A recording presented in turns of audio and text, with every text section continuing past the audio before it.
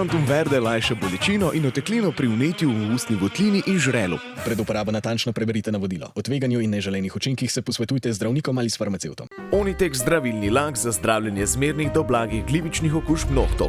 Brez piljenja, brez odstranjevanja laka. Onitek. Resne težave imajo lahko tudi enostavno rešitev. Pred uporabo natančno preberite navodilo. O tveganju in neželenih učinkih se posvetujte z zdravnikom ali farmacevtom. En lep dober večer še v mojem imenu. Spoštovana predsednica Državnega zbora, spoštovana ministrica in podpredsednica vlade, spoštovane diplomatke in diplomati, cenjeni gosti. Naj najprej zaželim dobrodošlico vsem, ki ste iz diplomatsko-konzularnih predstavništev po svetu prišli v Ljubljano. Verjamem, da vam je lepo spet srečati vaše domače prijatelje, sodelavce in znance. Dobrodošlica je iskrena. Ob številnih obiskih in srečanjih, ki sem jih letos opravila v tujini, sem namreč lahko v imenu države samozavestno govorila o številnih vprašanjih prav zaradi izjemne podpore slovenske diplomacije.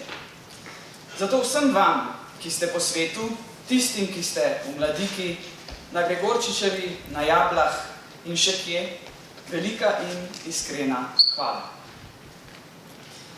Pogosto poudarjam potrebo po usklajenosti na področju zunanje politike. Menim, da to imamo. Veseli me, da se ne spoprijemamo več s tako imenovanimi soliranjem. V tem neprijaznem svetu je vodenje vsebinsko usklajene zunanje politike še toliko bolj pomembno. Svet res ni prijazen, že v naši neposredni bližini ne. Spomnili se boste, da sem pred letom dni omenila izvajanje Schengenskega sporazuma. Rekla sem, da se ta še vedno izvaja s figo v žepu. Kot lahko vidimo, je danes še slabše. Zapiranje meja je odgovor Evrope na pritisk migrantov. Komaj smo ukinili mejo s Hrvaško, že smo znova vzpostavili nadzor. Italija je naredila podobno, mi smo policijo postavili tudi na madžarsko mejo. Morda se motim, a mislim, da nadzorne točke ne bodo tako kmalu izginile. Avstrija nezakonito izvaja nadzor meje že 8 let in to kljub sodbi Sodišča Evropske unije, ki je takšno ravnanje označilo za neskladno s Schengenskim zakonikom. Kljub temu sem ob primeru širitve Schengenskega območja na Hrvaško poudarila, da evropski integracijski proces ni mrtev. Da je počasnejši, ni pa mrtev. To še vedno trdim. Toda psihološki učinek spoznanja, da idejo o enotnem evropskem prostoru še nismo ponotranjili in da kot Unija klecnemo pred vsakim večjim izzivom, je velik in to ni dobro. V Evropski uniji moramo težave znati jasno opredeliti in jih obravnavati tako, da pri njihovem reševanju ne prevlada sebičnost posameznih držav. Z drugimi besedami, le če bomo znali postavljati prava vprašanja, bomo lahko opredelili težave in seveda iskali ustrezne rešitve. Prava vprašanja moramo postaviti za vse, tudi za najtežje probleme. V tem kontekstu še vedno velja spodbuda, da moramo tudi na rusko agresijo proti Ukrajini, ki jo je seveda treba najostreje obsoditi, gledati širše. To pomeni, da moramo sami pri sebi ugotoviti, kakšno vlogo lahko ima Evropska unija pri nadaljnji pomoči Ukrajini, če smo pri tem lahko enotni in če zmoremo pomagati Ukrajini brez Združenih držav Amerike. Če namreč pride do radikalne spremembe oblasti v ZDA, in s tem do bistvenega zmanjšanja ali celo ukinitve pomoči Ukrajini, bo to vprašanje seveda še kako aktualno. Zato ga je treba postaviti že danes in čim prej najti odgovor nanj. Spoštovani, neprijaznost tega sveta se me seveda dotakne tudi drugače, kot mama. UNICEF je že pred nekaj tedni razglasil, da je v tem času daleč najnevarnejši kraj na svetu za otroke Gaza. Število otrok pobitih v Gazi od 7. oktobra letos gre v tisoče. Palestina je simbol spektakularnega poraza mednarodne skupnosti, ko gre za zagotavljanje mednarodnega miru in varnosti v skladu z ustanovno listino Organizacije Združenih narodov. Priča smo popolni nemoči mednarodnih institucij, ki so soočene z dejstvom, da Palestino dušijo raznoliki interesi držav iz vseh delov sveta in da ni nikakršne empatije do palestinske skupnosti, do ljudi. Mučno je gledati, kako izraelske sile neprenehoma, nemoteno in neusmiljeno tolčejo po Gazi, kjer je svoje življenje izgubilo že okrog 18.000 ljudi od 7. oktobra letos. Vse to pred očmi svetovne javnosti, pred očmi sosednjih arabskih držav, pred očmi mednarodne skupnosti, kjer ena država v varnostnem svetu celo blokira resolucijo, ki je elementarne humanitarne. Rekla sem že, da je to, kar se dogaja v Gazi, zločin. Kot pravnica ponovno dodajam, prihodnost in ustrezna sodišča bodo potrdili, za kakšen zločin gre. Zavedam se, da glede odnosa do konflikta med Izraelom in Hamasom strinjanja v Evropski uniji ni. Zato je še toliko pomembnejše, da se Slovenija opredeli za humanost, za mednarodno pravo in predvsem za človekovo dostojanstvo. Nič, kar ignorira pravico do osnovnega človekovega dostojanstva in tega v Gazi danes praktično ni, ne bo preneslo testa zgodovine, ko bodo naši zanamci govorili o tej moriji in odgovornih zanjo. Edino pravilno je, da Slovenija daje svoj glas za humanitarno podporo Palestini. Prav je, da je Slovenija sopodprla resolucijo Varnostnega sveta o humanitarni prekinitvi ognja, ter da je bila med 153 državami članicami, ki so v torek podprle podobno resolucijo Generalne skupščine. Zaščita civilistov in boj proti terorizmu pač nista med seboj izključujoča. Spremljanje nemoči mednarodnih institucij, ko gre za zaščito človeka, me pripelje do razmišljanja o temah prihodnosti, ki jih želim deliti z vami. Odzivnost sistema Organizacije združenih narodov na izzive v mednarodnih odnosih in odpornost proti njim sta ena izmed 5 tem, ki jih bom omenila danes. Slovenija bo čez nekaj tednov nastopila 2-letni mandat nestalne članice Varnostnega sveta. Za kakovost našega dela v tem poglavitnem organu me ne skrbi. Tam imamo vrhunske diplomatke in diplomate. Tudi sama sem imela privilegij biti deležna njihovega kakovostnega dela. Bolj me skrbi, da se na svetovni ravni krha soglasje o pomenu in nujnosti Organizacije združenih narodov ter institucij povezanih z njo, torej celotnega sistema OZN. S tem se ruši vera v sposobnost sistema ustrezno odzvati se na dogajanje v svetu. Številni menijo, da je predvsem OZN neučinkovit, zastarel, celo nepotreben. S tem se naša država ne more in ne sme strinjati. Ustanovna listina Organizacije združenih narodov, naša globalna ustava, temelji na vladavini mednarodnega prava in mirnemu reševanju sporov, to je civilizacijski dosežek. Seveda vidimo, da ga vse države ne razumejo tako. Dolgo zgodovino izkoriščanja pravice veta za uresničevanje lastnih interesov seveda poznamo. Zaradi takšnih ravnanj je odnos do OZN danes takšen, kot je bil odnos do Društva narodov v 30 letih 20. stoletja. Kdor ve, kaj se je zgodilo po propadu Društva narodov, mora priznati, da je tako ravnanje in obnašanje do OZN škodljivo. In to je potrebno povedati na glas. Zato si bom na različnih ravneh prizadevala za odkrito in vključujoče razmišljanje o nujnih reformah v sistemu OZN. Izkušnje, ki jih bo pri tem pridobivala Slovenija kot nestalna članica Varnostnega sveta, bodo za vse neprecenljive. Druga taka tema so dezinformacije. O njih in sicer o pasteh razvoja umetne inteligence sem govorila prejšnji torek v Ženevi ob 75. obletnici sprejetja Splošne deklaracije človekovih pravic. Dezinformacije so namreč velik izziv demokraciji kot družbeni ureditvi in načinu življenja. Z razvojem umetne inteligence njihova moč pridobiva nepredstavljive razsežnosti. Že iz dosedanjih izkušenj vemo, da so volitve v številnih državah plen tujega vmešavanja in plačanih manipulacij volivcev. V zvezi s tem bi rada poudarila, kaj nas čaka v letu 2024. Kar 2 milijardi volivcev bo šlo na volišča. Volitve bodo imeli v več kot 70 državah sveta.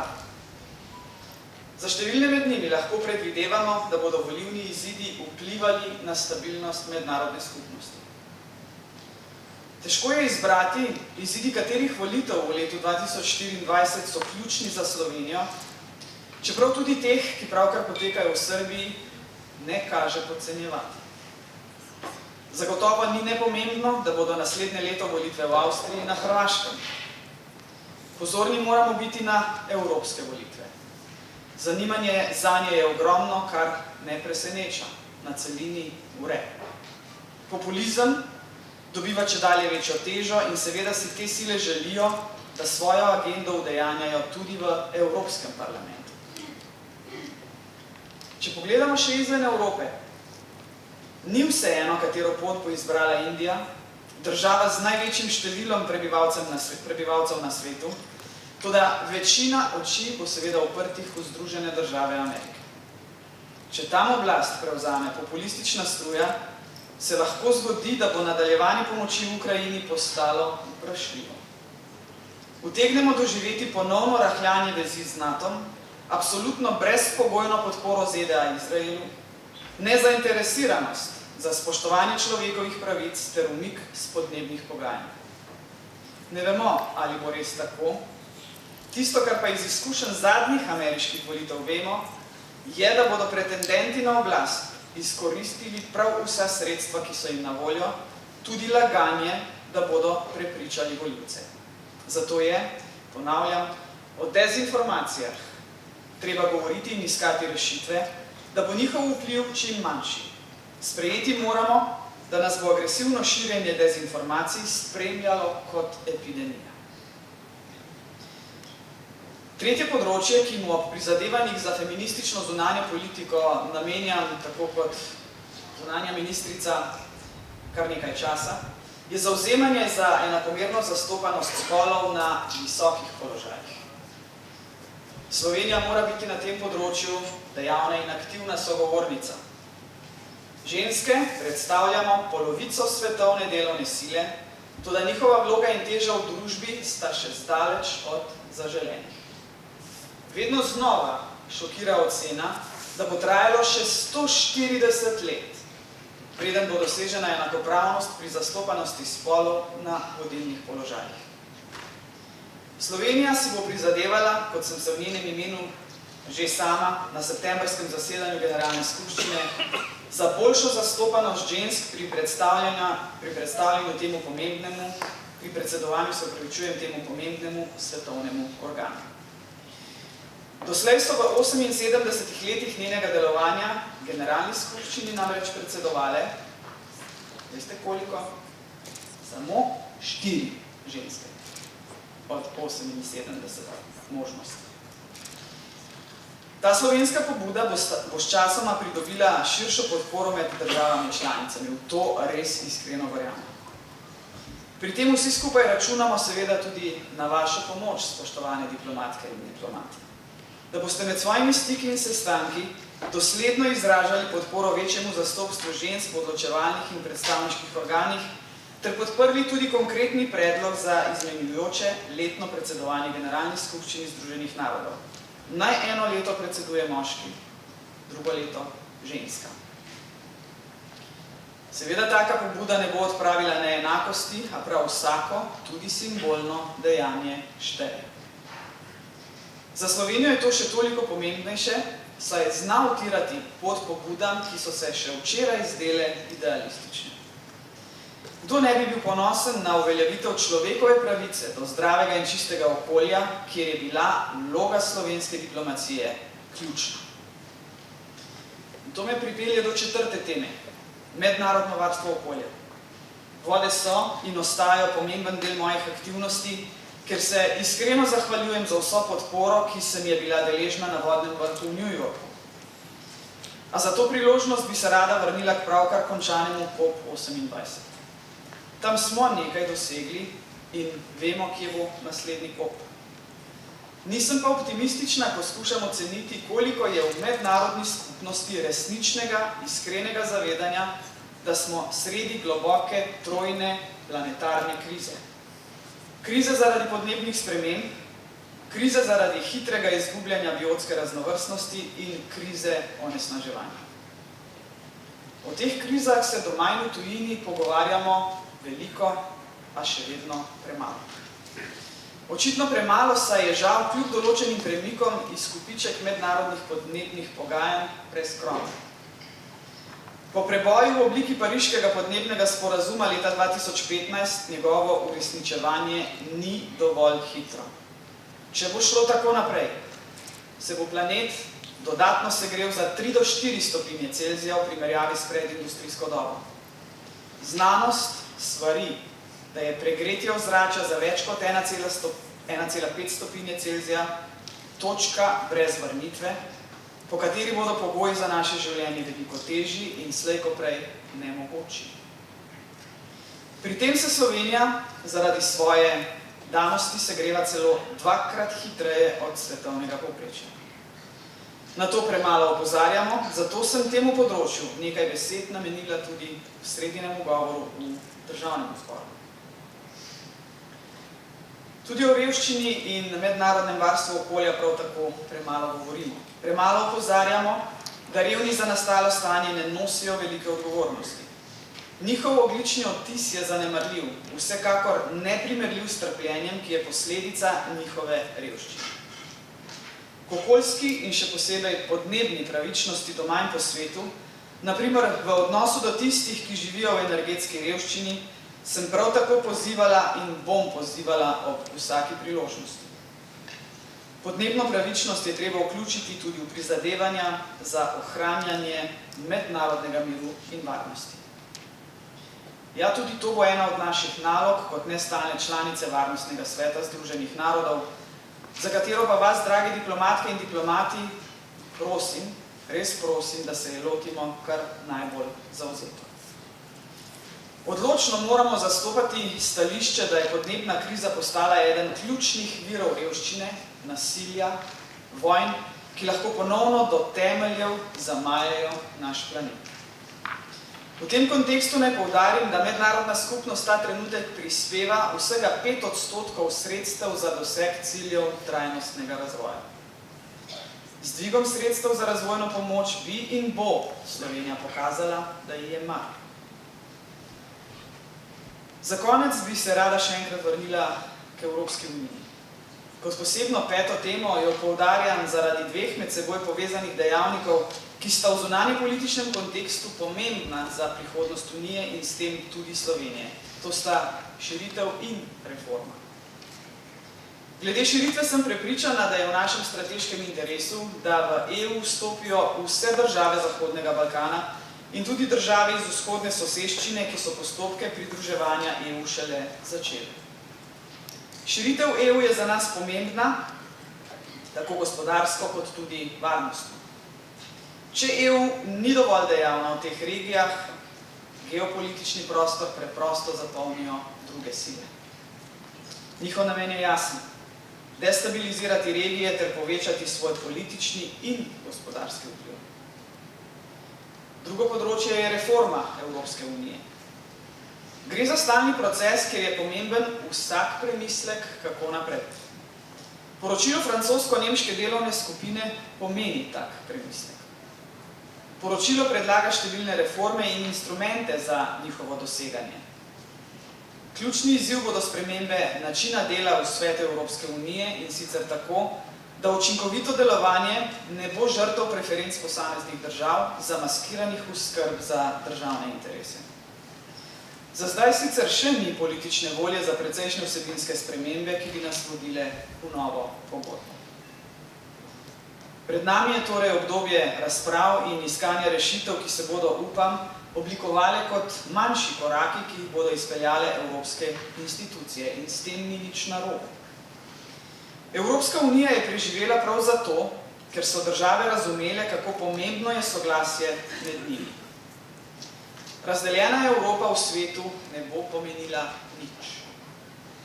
Države, ki so izstopile iz Evropske unije ali grozijo z izstopom, doslej še niso prepričale, da je to dobra rešitev zanje. Zato bom, dokler me ne bo kdo nedvoumno prepričal v nasprotnem, vedno in povsod zagovarjala, da ima jasno in dobro prihodnost samo povezana Evropska unija. Spoštovane diplomatke in diplomati, spoštovana predsednica Državnega zbora, spoštovana zunanja ministrica. Leto 2023 je bilo izjemno leto za slovensko diplomacijo. Z ogromno večino glasov, kot je že povedala ministrica, smo bili izvoljeni v Varnostni svet kot nestalna članica. Beti Hohler, ugledna slovenska pravnica, je bila izvoljena za sodnico Mednarodnega kazenskega sodišča in to ne v ravno lahkih časih za to sodišče. To so dosežki, na katere smo lahko ponosni. Hkrati pa se vendarle moramo zavedati, zakaj smo tako uspešni. Zato, ker v svetu uživamo ugled.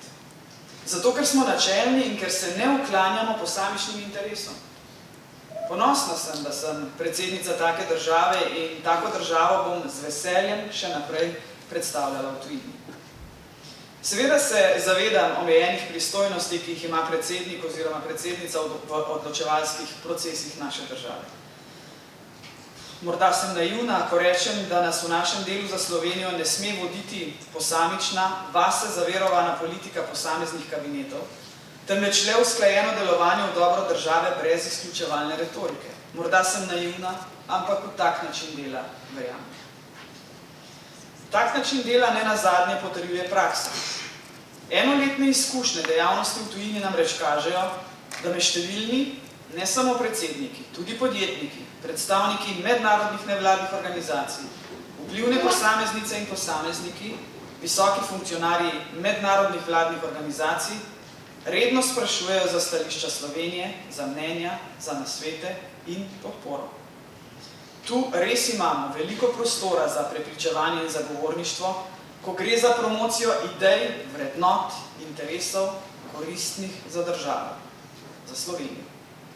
A če želim dobro zastopati Slovenijo vsebinsko močno ter prepričljivo prodajati slovenske vsebine, seveda potrebujem tudi vašo pomoč.